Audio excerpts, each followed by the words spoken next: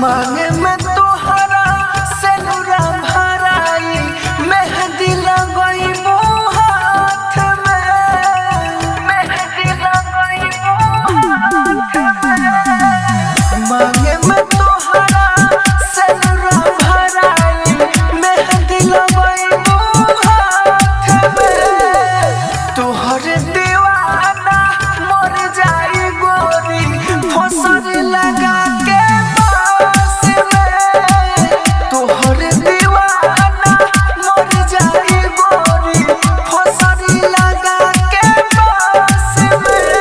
राजधानी recording studio बेलबत्तिया।